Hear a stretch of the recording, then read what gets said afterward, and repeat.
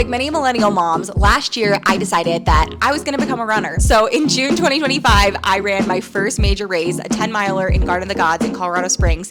And now, 8 months later, I just finished my first marathon, and I have the medals to prove it. Garden of the Gods, Colorado Springs half marathon, and this one's my favorite, Surf City 2026. Today, I'm gonna take you through why I started running in the first place, how I trained as a toddler mom, and all of my tools and tricks that I have learned along the way, and how if this is a goal that you have for yourself, especially if you're a mom with littles, this video is for you. To give you a little background, in June 2025, I really would not have considered myself a runner. I have always been a healthy person. I've done a lot of home workouts and gym workouts.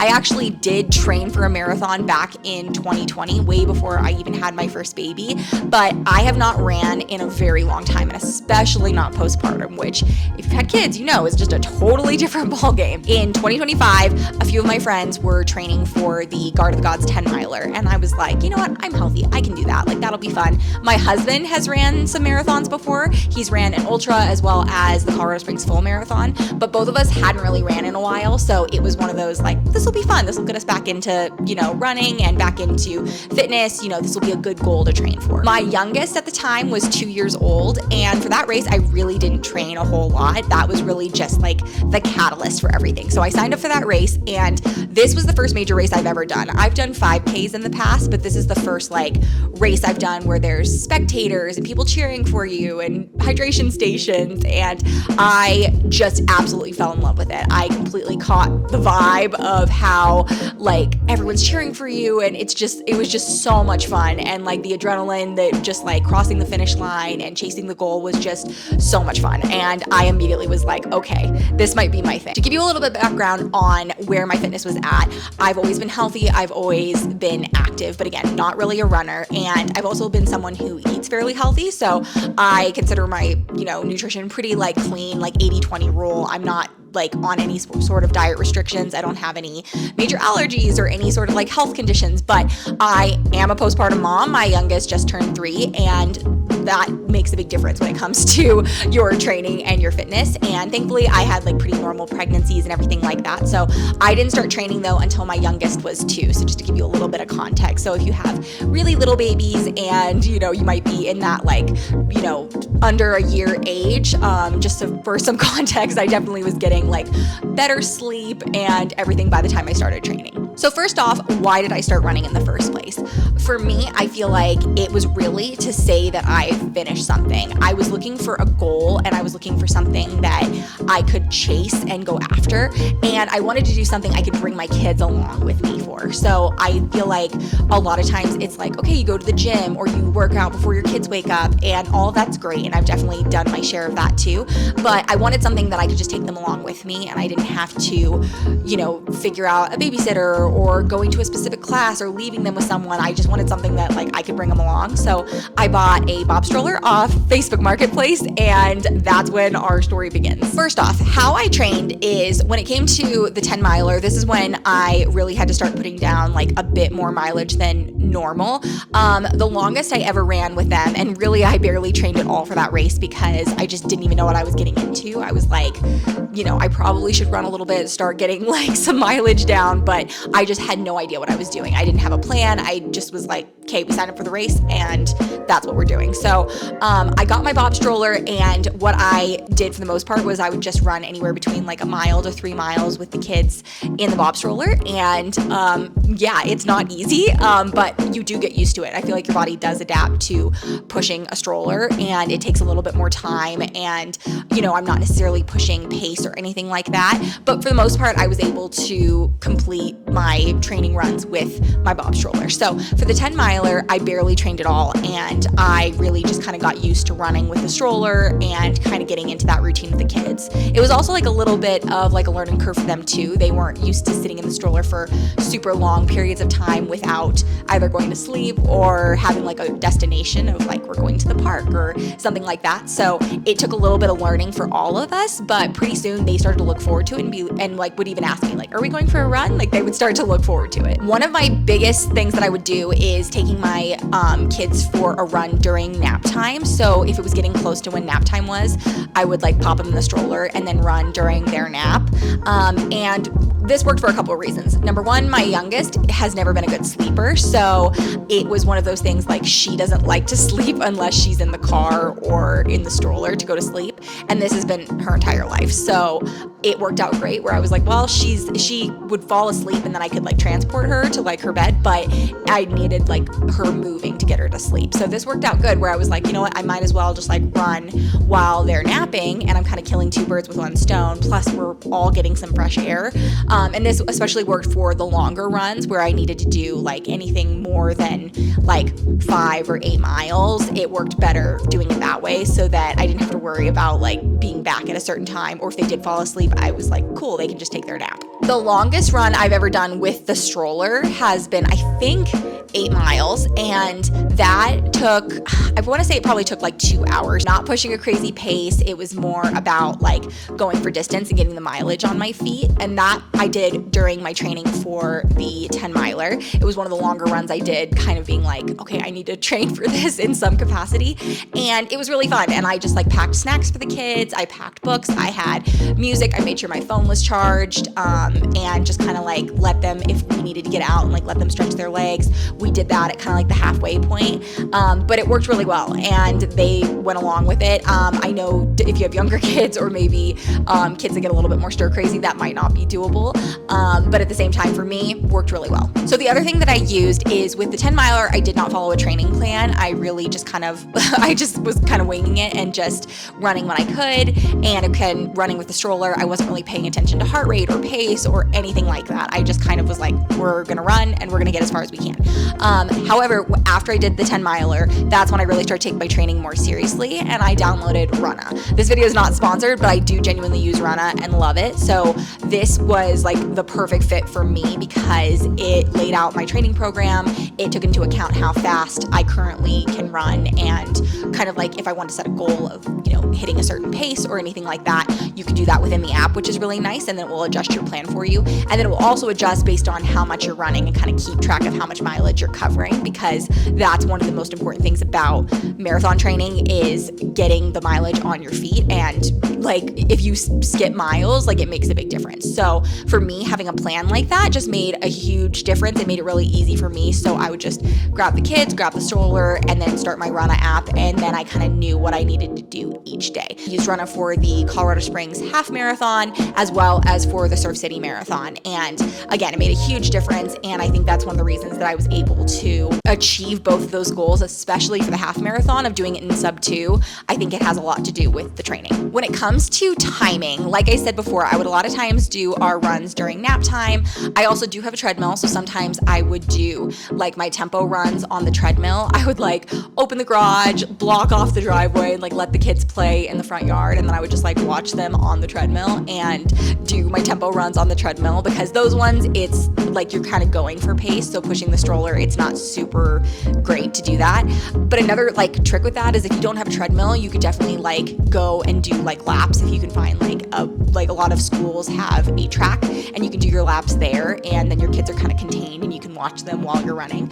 Some of my friends will like go to a track and we'll take turns like watching the kids and doing our like tempo runs there. So there's like definitely ways you can do that. But I want to say I definitely could not have done any of my training without my support system. So we're going to talk about that next. So while I did do a ton of my training with my kids, and that was like a big reason behind why I did this in the first place, a lot of my easy runs, I would like bring them with me.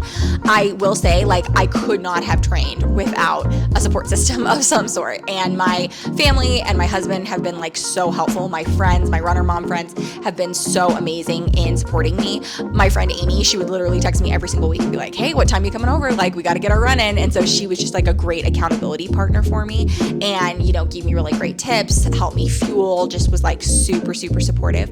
My husband also, he like, he would come home from work and I'd be like, okay, I gotta go do a longer run. And he'd be like, okay, great. And he'd be on with the kids. He would help cook dinner while I'd be out on the treadmill. So it was definitely like a team effort to make it happen. And if you saw my marathon recap video, you know I wouldn't have even crossed the finish line if it hadn't been for Daniel. So if you haven't seen that video, you can watch it up here. My parents also were super, super helpful. They would watch the kids for me sometimes so that I could go out and do a run if I had to do like a longer amount of time. And sometimes you just don't feel like pushing the stroller. You know, I'm a tired mom too. So like I would sometimes just be like, you know what, I don't feel like running with them right now, you know, or if they were under the weather or whatever the case was. Sometimes it was really cold, like during the winter, I would have to like really bundle up sometimes and go do my runs. Even though we had like a pretty mild winter, it'd still be like a little cold for them. So there were things like that that I would do. Other than that, a lot of times it was me going to the gym really early in the morning. I would go run at like our local gym that we have a membership to, and I would do that at like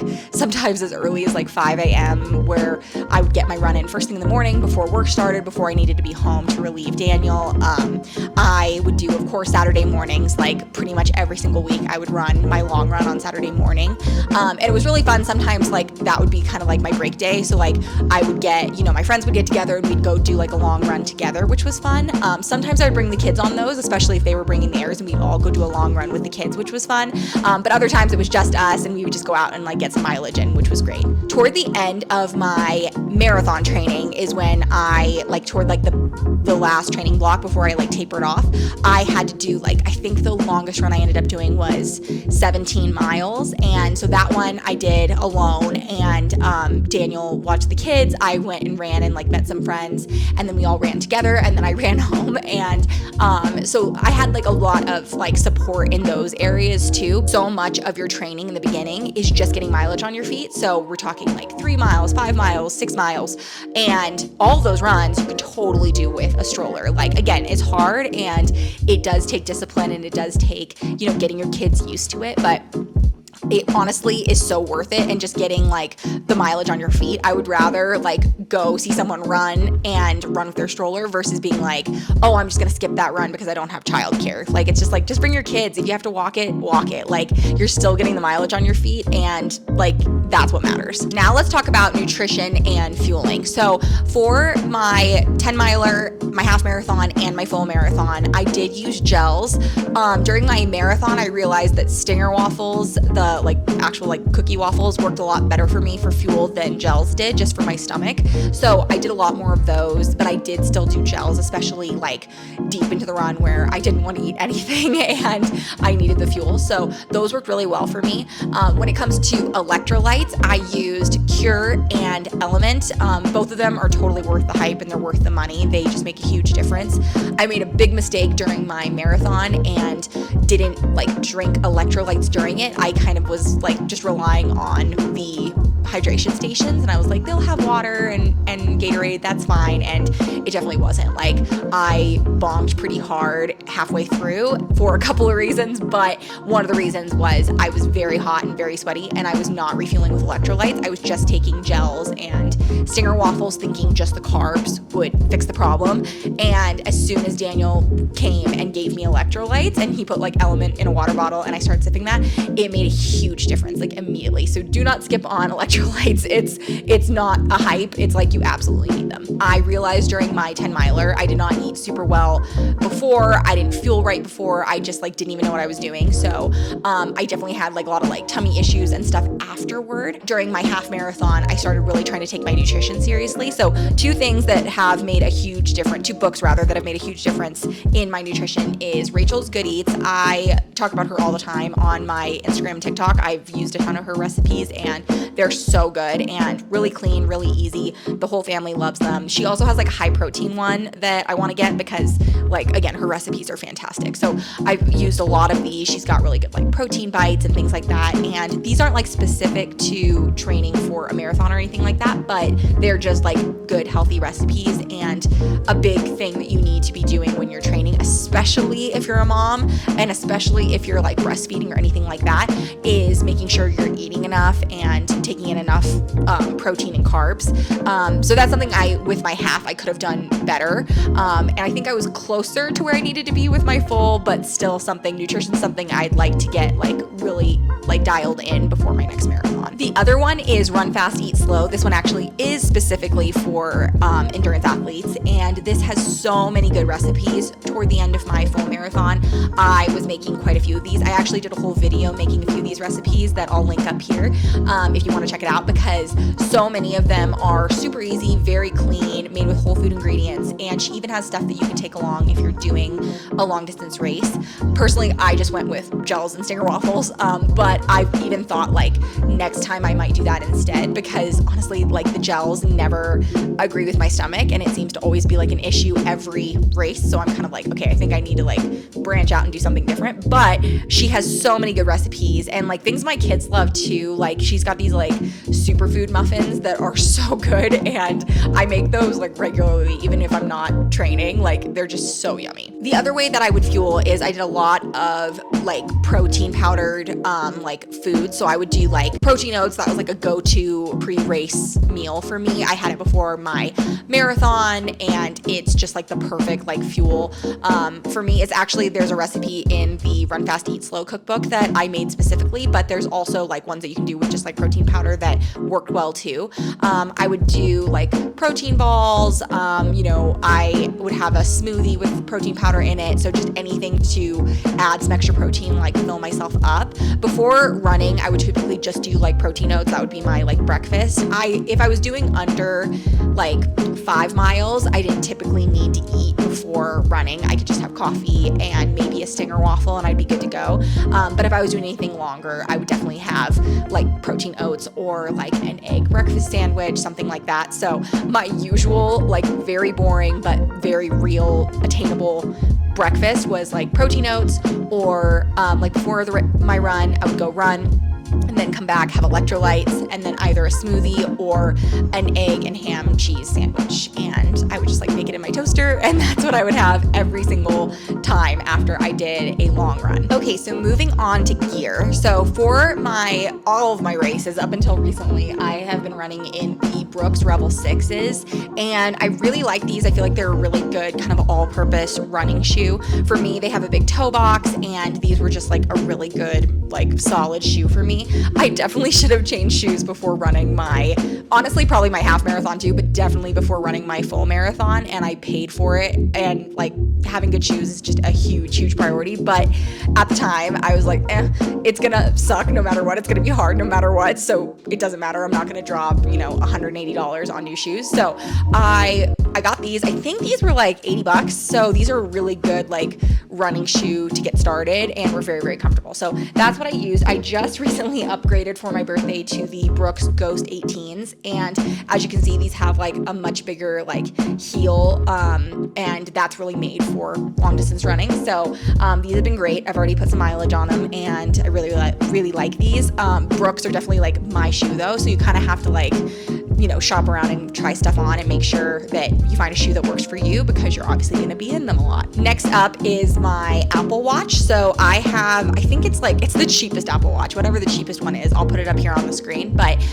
this has been really helpful just for tracking my heart rate, because that's something that I did not used to keep track of and didn't really think too much about it until I did my full marathon and realized I was in zone 3 for 12 miles straight, and I bonked really hard at mile 12, and that made, I really hadn't trained heart rate at all, and hadn't paid attention to it. And obviously pushing a stroller, your heart rate's a bit higher when you're training. So I knew for myself, like it felt hard, but I didn't like really think that much about it. So now I'm paying a lot more attention to heart rate. And even when I'm training with my stroller, I am trying to keep myself in zone 2 and really focus on zone 2 training. There's a lot of research about why zone 2 training is important that you can obviously go and like do more research on. But basically you're supposed to train in zone 2, which is 60 to 70% of your max heart rate, versus it being, above that in zone 3. So during my marathon, I was in zone 3 for like the first 12 miles, and that obviously kind of did me in. But so now I'm doing a lot more zone training, and and this has become very, very helpful. And it also links with Rana, so kind of keeps track of everything that way. When it comes to other gear that I use, I am definitely not somebody who's like, I only wear like, Lululemon or things like that. My absolute favorite running shorts that I'm always like happy if I have them available is they're from All in Motion. I don't even know what like style they are, but I'll like link everything down below so that you guys can check it out if you're interested. But they're literally All in Motion. I think they were $25. And same with my favorite top that I wore for my marathon. This top is also All in Motion, and those styles are just very comfortable and they're cheap. And if you find something that works, that's what you have to go with. So expensive doesn't necessarily mean better. The shorts that I wore for my marathon were from, I believe they're from Amazon, and they were also like $28, nothing crazy, and got the job done. Another piece of gear that I think is super helpful, and personally I like to run with, is my running vest. You definitely don't need it, and I know some people who travel very light for their marathons and they just pick up water along the way. They have like just a running belt maybe for their gels, and that's it, and they just stay very light.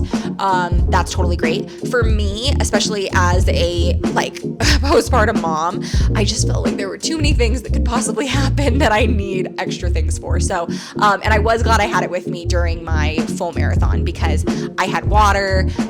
Mine had like a bladder in it, so I had water in it, and then I also had, my snacks. I had chapstick, I had my body glide, and I had like tissues and everything like that. So I had an extra battery case. Like those things were like I wanted to have on me, and I felt like that was too much to fit in a running belt. I do have a running belt as well that I really like, and I use that when I'm just like kind of out by myself. One thing I'll definitely be investing in is like a handheld water bottle. There's like certain ones that have like a little like grip around them, and I feel like that would be very helpful for when I'm doing like a run by myself. I use my vest a lot. Anytime I'm doing over like probably 8 miles, I bring my vest with me. Already talked about how important shoes are, but socks are also important. I made the mistake of thinking like I can just wear whatever socks, and I did a run in socks that were not like athletic running socks and definitely got blisters, and that was very, very unfortunate. So I only used these socks by Puma, and these are my favorite ones, and they're the only ones I wear for running. So after all of that, what do you actually need in order to start running?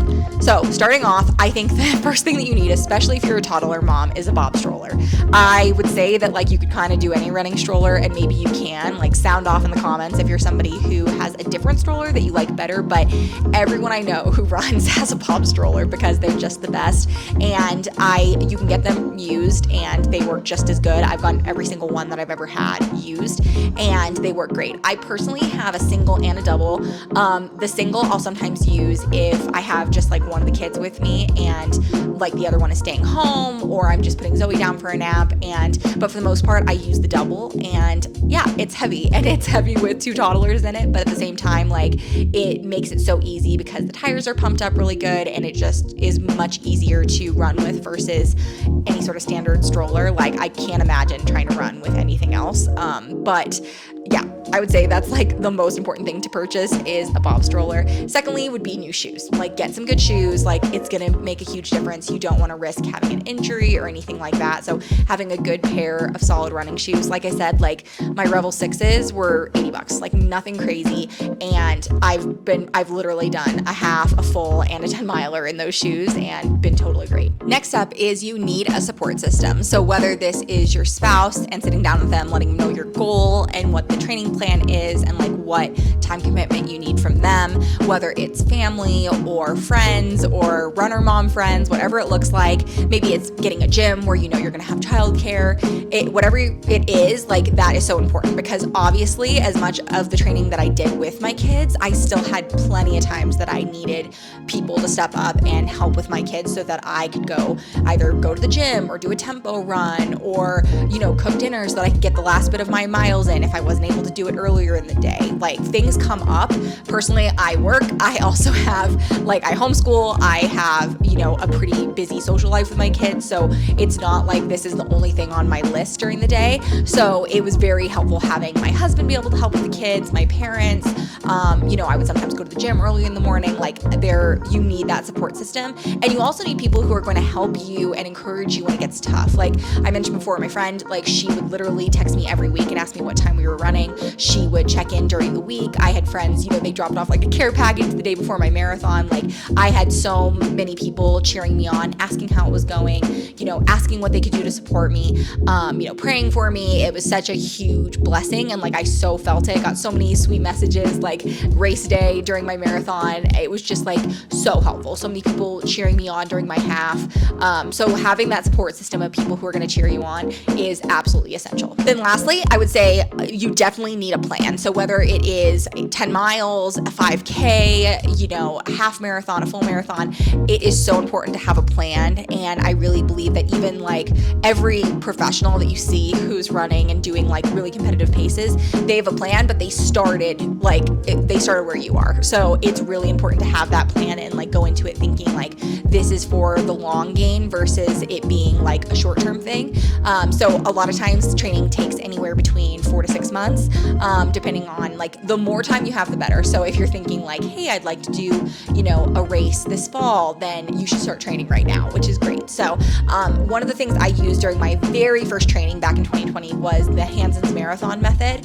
They have free plans that you can follow. They have a really great book that kind of goes into the science and the why behind what you're doing. So highly recommend it. It's a great book and it's super, super helpful. It's also on like Audible, so like if you want to listen to it. But they also have free training plans. So they have like couch to 5K to 10K to 10 miles to half marathon and to full marathons. And then they have competitive plans as well too. So if you're interested in doing like hitting a certain time, or you're more advanced and could do something more intense, they have those as well, which is really helpful. I personally used Runna, and that worked so well for me because again, it was on my phone. It laid out the plan for me. It adjusted if I missed days or skipped things. It kept track of my mileage. It kept track of my PRs. And it's just an encouraging little app. It'll say things like, great job, Madison, and like things like that, which is nice. And during my race, it was particularly helpful because it has like where it'll track your pace. So it's using like Bluetooth to track your pace. And if I was going too fast or too slow, it would tell me. And so that I could kind of try to keep on pace with what my goal was.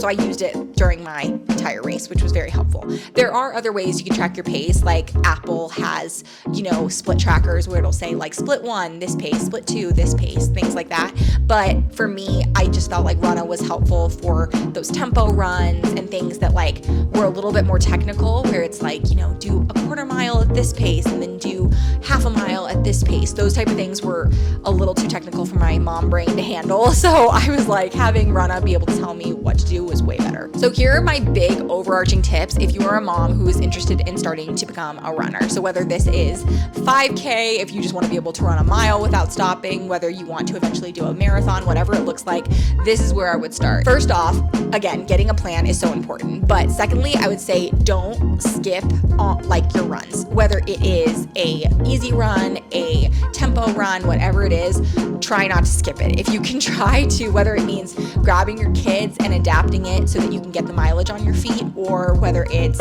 instead of doing a tempo run, doing like, an easy 5K, whatever it looks like, just trying not to skip your runs.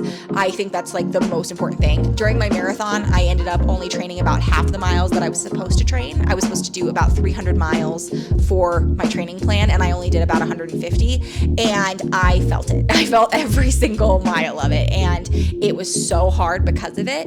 And like talking to my husband and a few other like more experienced runners about it, they were like, oh yeah, can't skip there's no shortcuts. You have to do all of that training in order to be able to successfully complete a marathon like the way you want to, where you're not like wanting to die the entire time. That being said, I don't think there's like an easy marathon. I'm sure like they all feel hard in some capacity, but I was hurting pretty bad and like was kind of at a point of like, I'll never do this again. So that's like one of my big tips is like, don't skip. Like, just don't skip your run days. If it's on the schedule, find a way to get it done. Plan around, like, make a plan, have backup childcare, grab the kids, put them in the stroller, hop on the treadmill, whatever you have to do to get it done, get it done. My next tip would be don't worry about your pace too much with whatever your first run is, because whatever run you do is a PR. Like your first run, your first race is a PR. Like you've never done that much mileage before. before. So whatever you hit is going to be a record. And so just really go into it kind of to see how you how you feel during your run, and go for feeling more than pace. As much fun as it is to say like, oh, you did it in a certain amount of time. My first race that I did, my first 10 miler, was the best one because I really was doing it for fun, and I was trying to pay attention to my pace, make sure I was feeling good the whole time.